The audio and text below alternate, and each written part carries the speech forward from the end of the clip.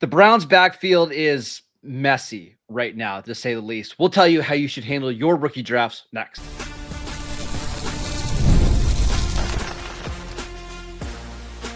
You are Locked On Dynasty Football, part of the Locked On Podcast Network. Your team every day.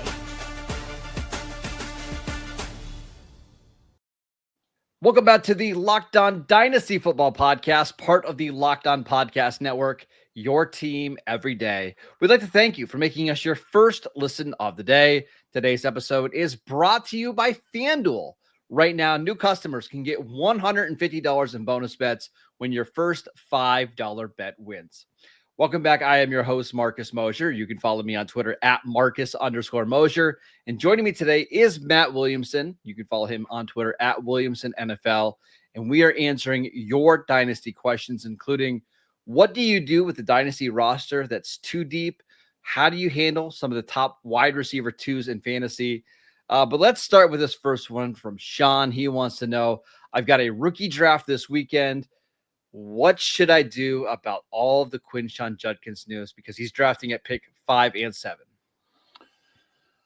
He was in a void for me in my rookie drafts, and I'm done with all mine, all 7 of them, I think.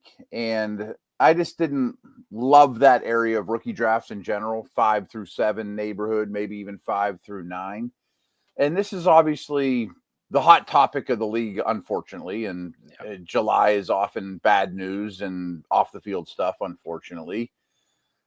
And I'm not an expert on this particular matter, but it would scare the heck out of me. I mean, in terms of just strictly dynasty roster, let alone, what happened, between Judkins and this woman. I mean, I would have a real hard time at this stage of the game if I had to a rookie draft this weekend using anything close to where he was going 2 weeks ago on him now. Right? I mean, am I crazy to say that? Or? No, I mean, what's frustrating is I have Judkins in a lot of leagues as well. For me, when I got to that 5th or 6th range, and that's kind of where I was drafting this year, I was taking a lot of Judkins. I have him in a lot of drafts. Let's first talk about the player, just because we haven't really talked about Judkins a lot. Yeah.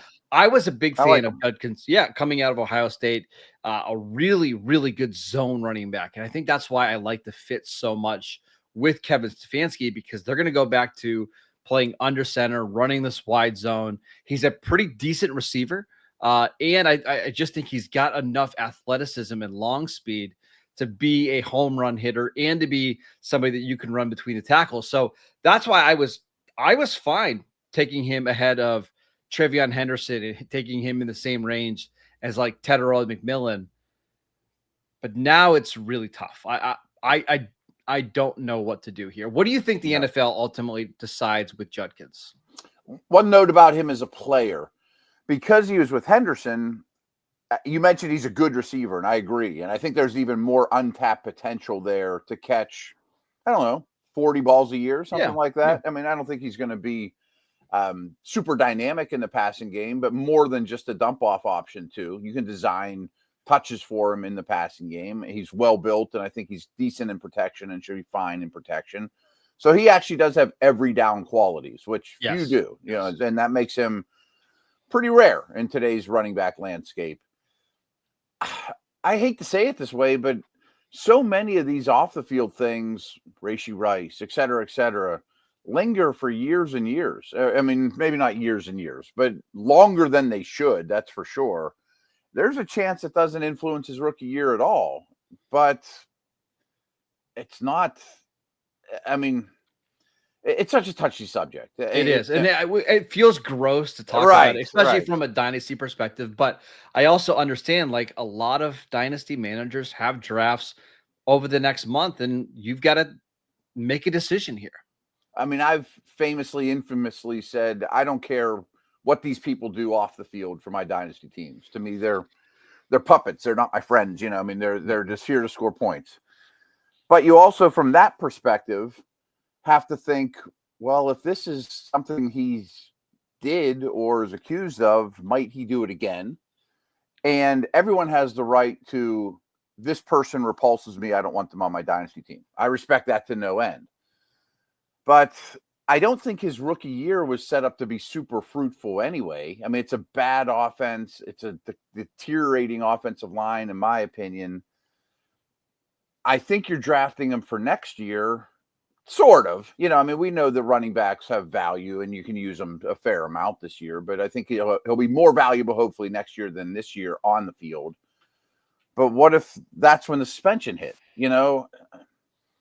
I don't know. I'm not saying he's an avoid at all cost, but I'm probably, like, in the rookie draft world, I'm probably thinking early second now as opposed to mid first.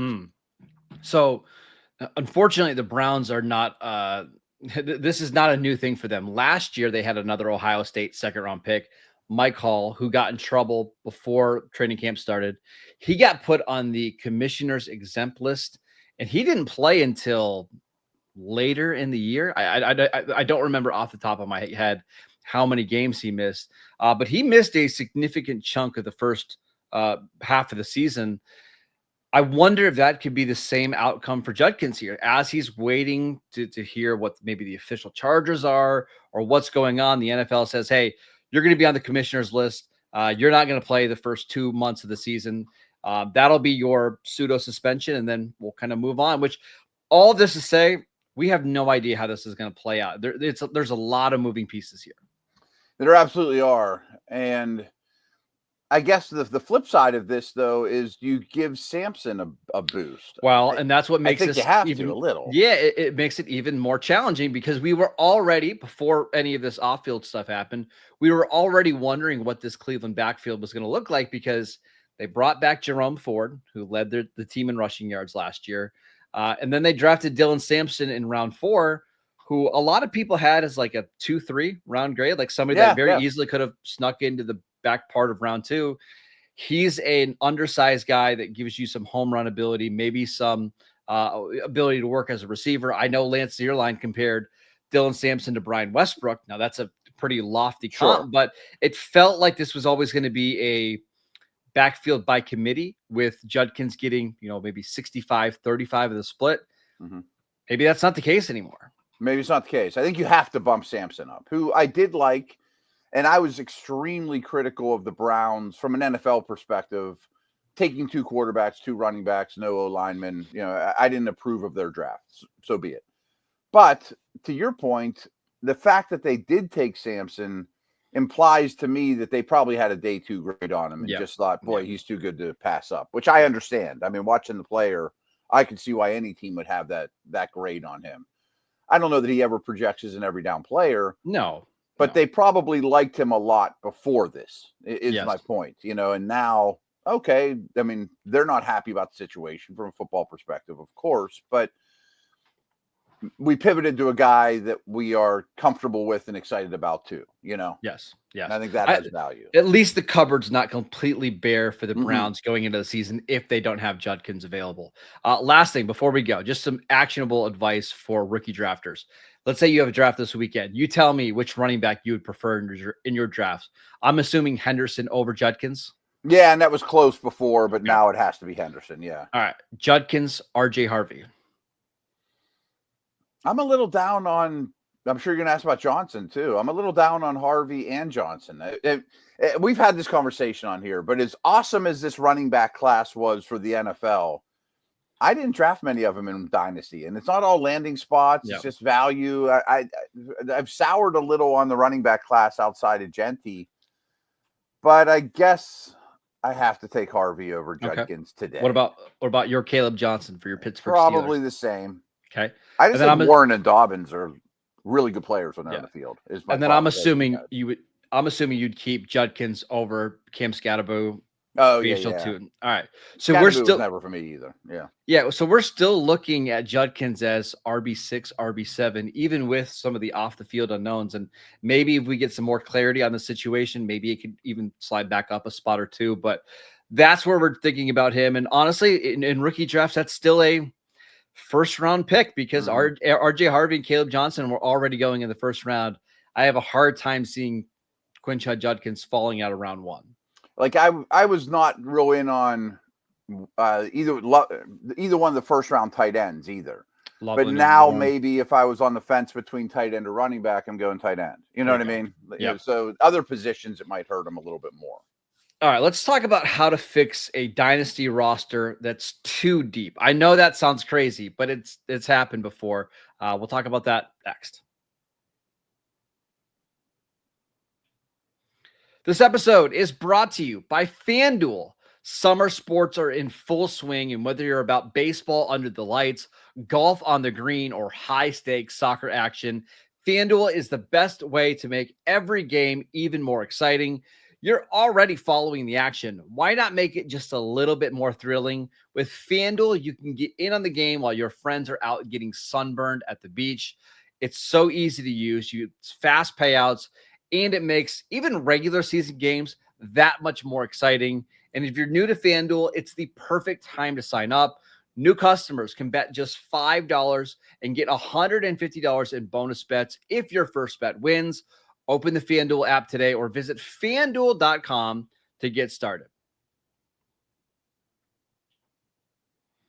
Welcome back to the Locked On Dynasty Football Podcast. We'd like to thank you for making us your first listen of the day. We are answering your mailbag questions, including this one from Jake. He wants to know, Marcus, Matt, my dynasty roster's too deep. How do I consolidate my roster into making it a championship contender? The best problem ever to have. Yes. I mean, when you're checking those boxes Sunday morning for your lineup and you're like, man, I got too many good guys. That's the goal here. I mean, you've done your job if you've gotten to that point. So my advice is that doesn't mean you have to pivot and go crazy. Injuries will happen. People will call you about trades. I mean, anyone that's receiver needy and you have 8 startable young studs is a wonderful position to be in, of course. But I think there's 2 things that you definitely have to consider. Can I turn 2 really good wide receivers into Malik Neighbors or CD Lamb, or Jefferson or Chase? I mean, clearly upgrade. And of course, a 2-for-1, a 3-for-1 is preferable in that manner. And I don't know about you, but roster space to me in Dynasty is something you and I haven't talked about enough, but I used to talk about it a lot with Ryan, is so valuable because I think I'm really good at churning the bottom of my roster, having prospects. That's one of my strengths. So giving up 3-for-1, not only do you get a stud, but you also get 2 more spots, which is a nice feeling as well. Now, the other thing is, you mentioned this off the air, so I'm going to steal your thunder a little bit. You'll probably have to overpay a little bit to get Chase, Bijan, Jay Daniels, Bowers, whoever, wherever you're trying to get the stud at. But you have the firepower to do it. But my preference might be something that's a little more liquid. If I can get future firsts, maybe even 2 years down the road, future firsts, because I know if I get in trouble and I trade 2 of my receivers and then 2 more get hurt, they're pretty liquid assets. I can get back in the game and get guys that were comparable to what I gave up. So I'm always in the market for future firsts in those situations. The other thing I would say is I agree. Try to do the 2-for-1, 3-for-1 is probably the right strategy, right? Because you want the roster spots and you want to upgrade your starting lineup so you can have the best possible team to put it out there on Sundays, right? And as we get further on into the season, your depth just matters less and less because it's your starting lineup that matters. But I would also say, Matt, like now is probably the worst time to be trading away your depth because everybody's healthy right now. Like everybody's happy and the league's going to go great. And yeah. And everybody loves their rookie drafts and they love these young players in the roster that they all think are going to break out. But once we get to like week 5 and hey, this guy that I have ranked as wide receiver 78 is performing like wide receiver 78 and not like a top 10 receiver like I thought he was, that's the time to go ahead and make those moves. So I would say don't try to trade those guys now. Let's wait until we get a little bit further on into the season. Because you could be the team that gets hit hard by injuries too. Yes. I was about to say Team X in your league gets 2 injuries in the first 2 weeks. Yeah. Well, call them up for Chase. I'll give you 3 guys that you can start for Chase. I'm like, maybe I'll do that now. I wouldn't have considered it in July, but maybe I will in end of September. Yep. But also insulate yourself that you could be that team that gets hit hard and be like, now I don't have too many good guys, Yep. especially for leagues that don't have injury reserve, which is 100%. Now, the other thing I want to say agree. is don't be so overconfident in giving up 2 or 3 really good young players for that one guy that you think is a stud. Because I'm going to give you a trade that I made, and this is one of the all-time worst trades that I've ever made in Dynasty. And I'm going to use the July 2022 ADP to back up my thought process on it. So it's a tight end premium league, okay? I traded for Kyle Pitts, who was the number 4 overall player. Where this is going, yeah. Number 4 overall player in startup drafts in July of 2022 behind Jonathan Taylor, Jamar Chase, Justin Jefferson, okay? I traded at the time Drake London, who was wide receiver 16, Garrett Wilson, wide receiver 22, and Chris Olave, wide receiver 31 to get Kyle Pitts. Yeah. Which I understand to some degree at the time. I mean, it'd be like someone doing it for Bowers right now. Yeah, that's exactly what it was. Actually, right.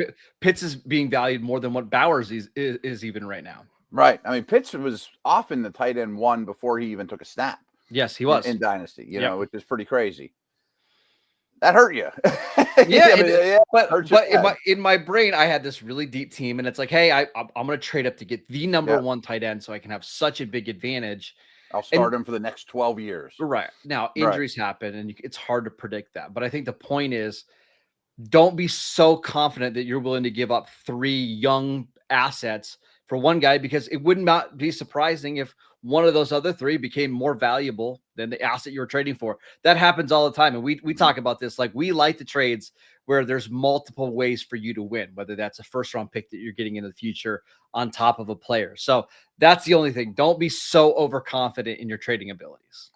See, I have one of those too that is going to date me a bit, but I did the same thing for a very, very young Monte Ball, running back out of Wisconsin. 2013 draft, right? Oh, man. I gave up like 3 studs for him, and perfect system. Doesn't matter who you throw in that Denver system. They're going to rush for 1,000,000 yards. No. Yeah. So I would be hesitant on these 3-for-1s, Yeah. And this is, if you're ever going to try to trade away one of these guys that's at the top of the market in the terms of value, doing these kind of trades in reverse is the way to do that, right? Try to get some young assets, because you just never know who might pop off. So hopefully that answered your guys' question a little bit. I know I would not trade future picks though. Like, I'm not giving you 2 and a 1, or I mean 2 players and a future 1 for Chase. No. Keep your picks. All right, let's talk about our favorite wide receiver 2s in Dynasty leagues. Not the guys that are actually going to finish top 20, but guys that are the number 2 receivers on their respective offenses. Which ones do we prefer? We will get to that next.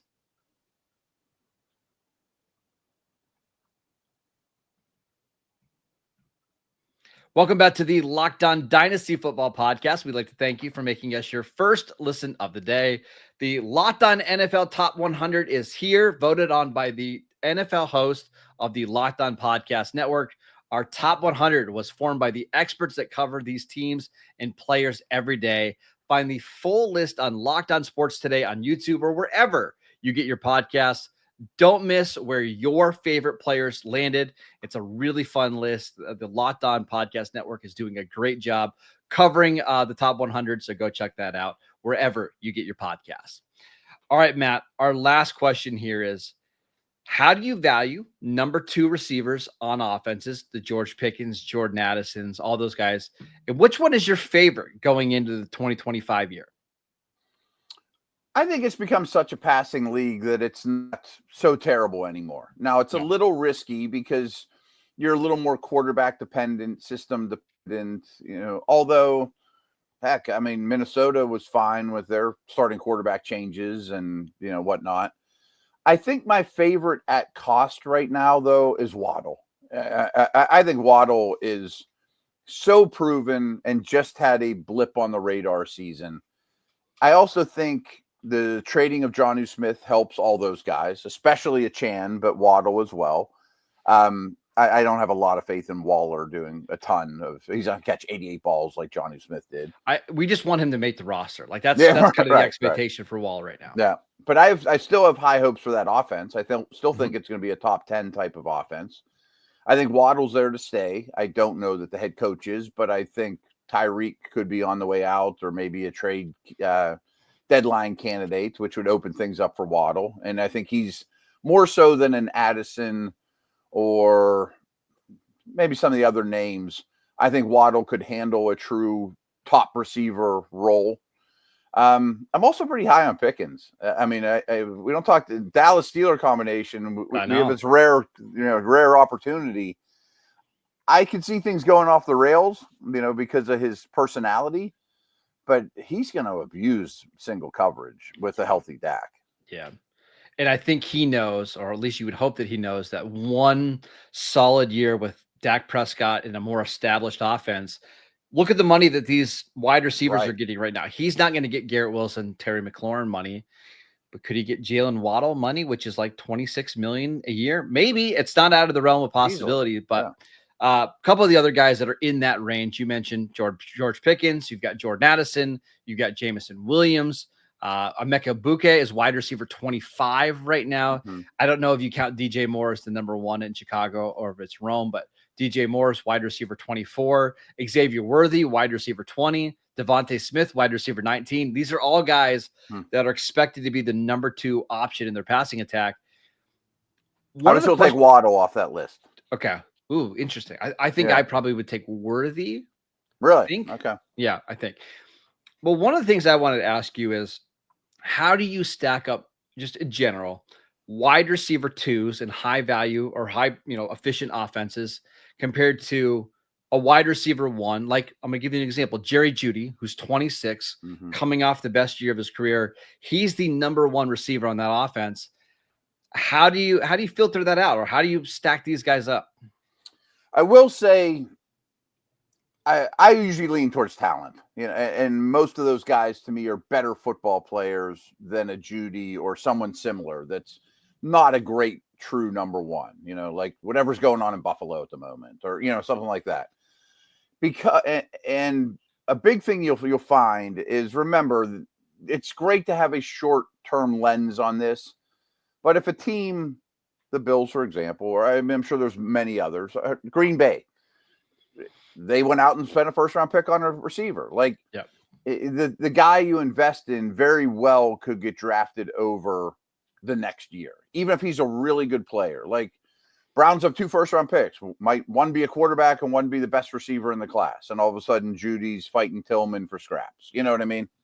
Like, the situation can change so fast. Well, okay, let me give you another example. What about someone like Chris Olave? Or actually, let me give you a different example. Zay Flowers. Zay Flowers is the clear wide receiver 1 in Baltimore. I think he's incredibly talented. I do too. He's with a MVP quarterback, but we still don't ever feel great about Zay Flowers being a top 20 receiver. I don't think Baltimore's going to spend another first-round pick soon at receiver. They just signed Rashad Bateman. Right. They've got tight ends, and yet he can't crack the top 20. Just a bad situation too. Yeah. But it should be a good one. Right. It should be a good one. They score a ton of points. Yeah, he's the clear-cut wide receiver 1. Is maybe he's somebody that we're undervaluing. He's going into, I think, year 3 now? Maybe he's a little undervalued at wide receiver 23. I'm going to avoid your question because it's a hard one and I don't have a great answer. Good but job. I'm going to pivot to something similar. Like, I think Devontae Smith is a buy right now. Okay. Because he's wide receiver 19. I don't expect the Eagles to be able to run the ridiculous high percentage they did this past year. Like, I think their passing attempts have to go up. I don't know what the Ravens do because they have Lamar and Henry. Like, I don't know if their number, they can run when they're down 15, they might be running, Well, and I think the difference between like Baltimore and Philly, these are both run heavy offenses. That's why I went that way. Yeah. Yeah.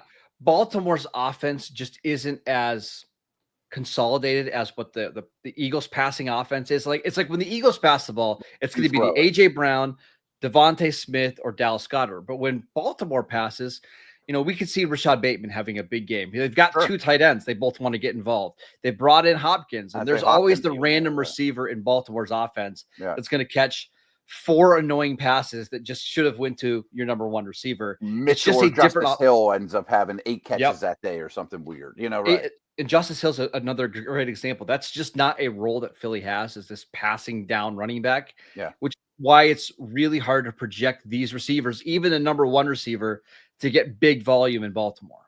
Yeah, I just think Baltimore's such a unique offense. That's why I'm trying to ignore it, and because I don't know that their running percentage is ever going to drop.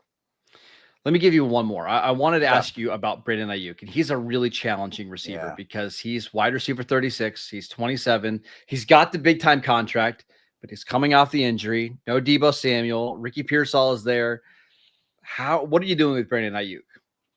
I've been buying him like crazy in rookie drafts because I think there's a major discount there. It's another just super trust the offense. I mean, it's kind of a buy on Shanahan / talent. Now, I remember having this conversation with Fabs, and he said, yeah, even at his best, though, his fantasy numbers, we went back and forth a little bit. I remember that. And we both were right in a way that his fantasy numbers aren't as good as his tape. Like Matt Harmon loves him, but he's not doing fantasy points per game. He's just breaking down routes and things like that. And I'm more of a believer of give me the really good football player and the fantasy numbers usually come. But sometimes you have to wait like till year 8, like with McLaurin, Well, I'll give you the best example of that now. Like if you're just on Twitter's favorite receiver right now is like Josh Downs for the Colts. And I love Josh Downs. Like I think Josh Downs is a really good player. Do you know what Josh Downs' best season ever was? Oh, it's 4. Yeah. Yeah, it was like 800 yards and 5 touchdowns in 17 games, which is fine, but he's not even on the field when 2 receivers are on. No, and it's like Jaden Reed. Like he should be, but doesn't mean he is. And I would not be surprised if Downs is like that Terry McLaurin breakout where it doesn't happen until year 7 or 8 once he gets a better quarterback. But it's why Dynasty can be so challenging because you can figure out the guys who are talented and roster them, but the situation doesn't necessarily mean that you're going to get great fantasy production. It's also why we love this stupid game. I was just saying, it's one of my slight blind spots too, and I don't mind it being that way for the rest of my Dynasty career. Is I watch the tape, I love them, I'm investing in them, and maybe the fantasy points don't match it, but that's okay, Yeah. Eventually, things are going to work out where that guy will be productive, at least more often than not. Better chance than the not good football player. Exactly. Well, that's the other thing. There are a lot of times where we talk about bad football players. Maybe that's strong, but like average football players in great situations, they just don't have a lot of staying power because these teams the coaches know, they know, like they know the guys that are, that are just being manufactured production. So they know. All right. That is it for today's show. We want to thank you for making Locked On Dynasty Football your first listen every single day. Go check out the podcast wherever you get your podcasts. We are free and available on all platforms. Make sure you follow Matt on Twitter at Williamson NFL. I'm at Marcus _Mosher, and we will see you right back here tomorrow.